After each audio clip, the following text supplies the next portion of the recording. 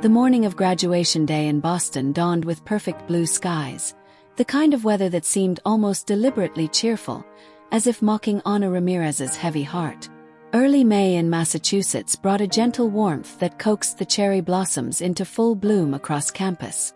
Ana stood before the small, foggy mirror in her sparsely furnished apartment, adjusting the graduation cap that felt alien on her head. "You made it," she whispered to her reflection, trying to muster some enthusiasm. The dark circles under her eyes betrayed the sleepless night she'd spent staring at her phone, hoping for a message that never came. Her studio apartment was quiet except for the hum of an old refrigerator. No excited family members rushing about taking photos. No proud parents helping with her gown. Just Ana, the silence, and the worn acceptance letter she'd kept pinned to her wall for 4 years. A reminder of why she was here. She traced her fingers over the social worker's business card she'd placed on her dresser, remembering Ms. Winter's words. "Call me on graduation day.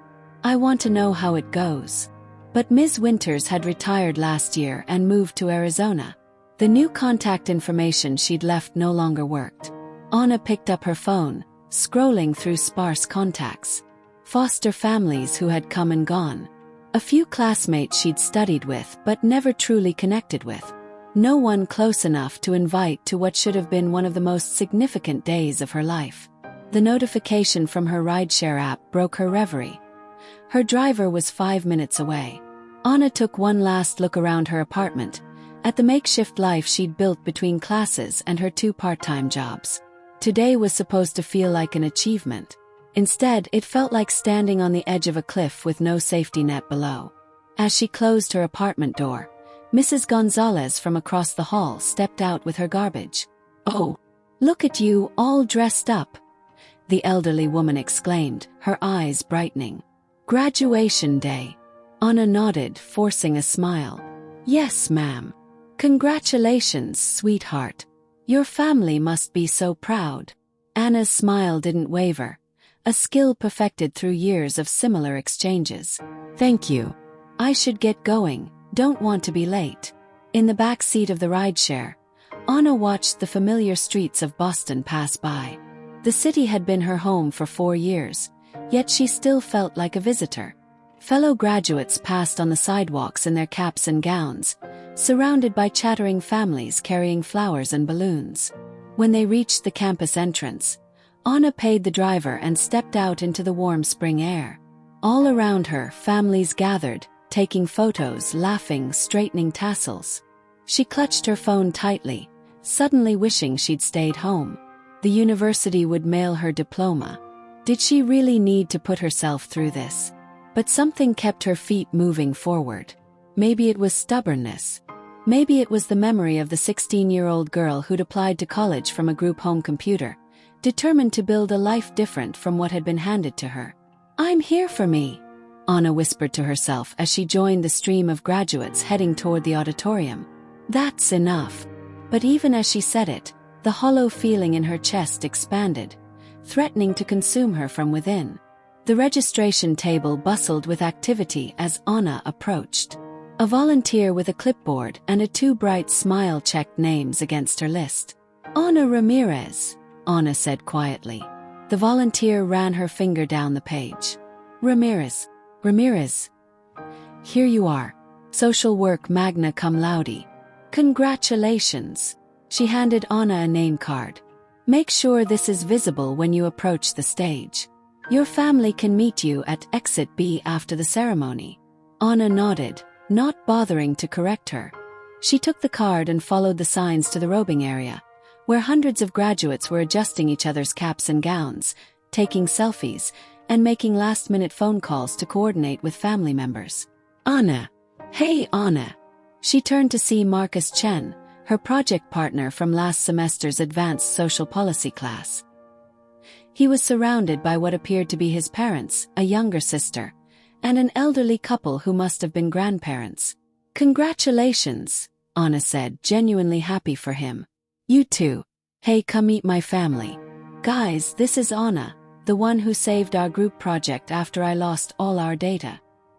His family smiled warmly at her. His mother stepping forward to shake her hand. Marcus told us about you. Thank you for looking out for my scatterbrained son. It was nothing, Anna replied, feeling increasingly uncomfortable as Marcus's family enveloped her in their easy warmth. Are your folks here yet? Marcus asked, scanning the crowd. Anna's practiced smile returned. They're running a bit late. Well, you should join us for photos after, his mother offered kindly. Thanks, but I should probably get in line. They're starting to organize by department. Anna walked away before they could press further, finding her place among the social work graduates. She recognized most of them, people she'd shared classes with for years but never formed deep connections with. She'd always been too busy working, studying, or simply surviving to join study groups or attend department socials. The procession began, and they filed into the massive auditorium. Anna's breath caught as she saw just how many people were packed into the space. Thousands of faces in the audience, all there to celebrate someone who wasn't her. As they took their seats, the dean began his welcome speech. Anna stared at the empty folding chairs on either side of her, acutely aware of the space that separated her from the graduates next to her, space where family would ordinarily be sitting. Today marks not an ending but a beginning, the dean announced to enthusiastic applause. Look around you, at the faculty who guided you, the classmates who challenged you, and the loved ones who supported you through this journey. Anna kept her gaze firmly forward, focusing on the polished wood of the stage rather than the absence surrounding her. The ceremony proceeded with speeches she barely heard. Her mind drifted to how she'd gotten here, the group home where she'd stayed up late studying while others slept, the guidance counselor who'd helped her apply for scholarships, the succession of minimum wage jobs that had funded what financial aid didn't cover. She thought of Professor Oliveira, the Brazilian-American woman who taught social work ethics. The professor had noticed Anna's exhaustion one day after she'd worked a double shift at the diner before coming to class. Instead of calling her out for nodding off, Professor Oliveira had quietly slipped her a coffee after class and said, "Your work shows promise. Don't burn yourself out before you get a chance to help others." It was one of the few times Anna had felt truly seen. The calling of names began, starting with doctoral candidates, then master's degrees and finally bachelor's degrees, organized by department. As social work was announced, Anna's heart began to pound so loudly she was sure everyone could hear it. Row by row, they were directed to stand and approach the side of the stage. Anna watched her classmates walk across, shake hands, receive their symbolic diplomas. After each name, cheers erupted from specific sections of the audience, families celebrating their graduates. Then, all too soon, Ana Sofia Ramirez, Bachelor of Social Work, magna cum laude. Ana stepped onto the stage, the bright lights momentarily blinding her. The vastness of the auditorium stretched before her, and as she walked the seemingly endless distance to the dean, she heard nothing but the sound of her own heartbeat and the echo of her footsteps. No cheers, no applause, just silence that seemed to stretch into infinity. Anna was halfway across the stage when she felt the first tear escape, despite her determination to hold them back. The dean waited at the center with his professional smile and outstretched hand. She blinked rapidly, willing herself to make it through the next 30 seconds with dignity intact. 3 more steps, 2 more steps. Then, from the side of the stage, movement caught her eye. Professor Oliveira had risen from her seat in the faculty section. The petite woman in academic regalia moved with purpose, stepping away from the row of seated professors. Anna reached the dean, her hand trembling slightly as she accepted his handshake. "Congratulations, Ms. Ramirez," he said, handing her the diploma cover. Anna mumbled a thank you, turning to continue across the stage, when she felt a warm hand slip into hers. Professor Oliveira stood beside her, dark eyes kind but determined. "You are not alone today," she said quietly, her voice carrying just far enough for Anna to hear. Before Anna could process what was happening, a single clap echoed through the auditorium. Then another, and another. From the faculty section, Professor Winters from the mathematics department had stood up and begun applauding. Beside him, Dr. Collins from literature joined in. One by one, professors throughout the audience rose to their feet, many whom Anna recognized from classes, others she'd never met. The applause grew, spreading like ripples in a pond. Then, to Anna's astonishment, students began to stand. Marcus and his family. The barista from the campus coffee shop where Anna studied late into the night. The librarian who had helped her research scholarships. The administrative assistant from financial aid who had walked her through paperwork year after year.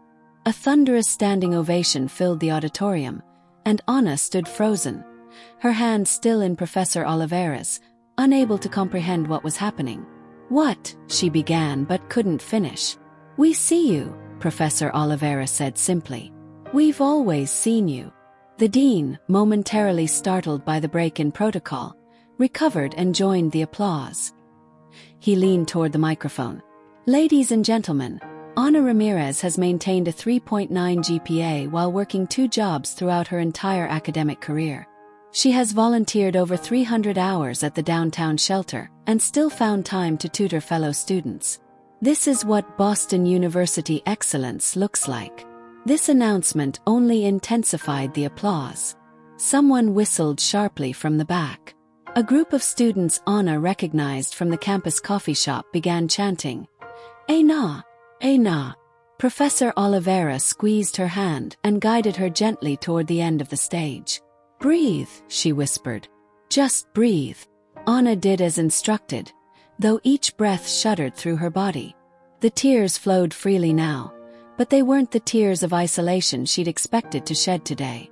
As they reached the steps at the end of the stage, Anna saw Dr. Bennett, the department chair of social work, waiting with a small bouquet of flowers. "We are so proud of you," he said, pressing the flowers into her free hand. "Your resilience inspires us all." The next graduate's name was called, but the applause for Anna continued as Professor Oliveira walked with her back to her seat. Only when Anna was seated did the professor release her hand, leaning down to whisper, "Stay after the ceremony. My family is taking me to dinner. You're coming with us." No arguments. Anna sat in stunned silence as the ceremony continued around her. She clutched her diploma and flowers, her vision blurred with tears. The hollow feeling that had consumed her chest all morning had been replaced by something warm and unfamiliar, something that felt dangerously like belonging. The evening air was warm as Anna stepped out of the restaurant with Professor Oliveira and her family. The past few hours had been a blur, genuine laughter, stories, and more warmth than she'd experienced in years. Professor Oliveira's husband had insisted on taking photos of Anna in her graduation cap, while their teenage children peppered her with questions about her future plans. "My offer stands," Professor Oliveira said as they paused on the sidewalk. "The research assistant position is yours if you want it. The department could use someone with your perspective." Anna clutched the business cards that had been pressed into her hands throughout the evening, not just from Professor Oliveira, but from other faculty members who had approached their table. Connections, opportunities, doors opening where she had only seen walls. "I don't know how to thank you," Anna said, her voice barely above a whisper. "For today. For everything." Professor Oliveira shook her head. "You earned this, Anna. All of it. Sometimes we just need someone to witness our journey." She hesitated, then added, "My door is always open to you.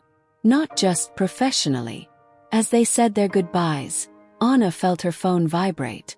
A text message from Marcus. "My parents insist you join us for brunch tomorrow. No excuses." Below it was another message from Dr. Bennett. "Faculty meeting Monday. We want to discuss your application for the graduate program." Anna looked up at the star-filled Boston sky, remembering how alone she had felt that morning.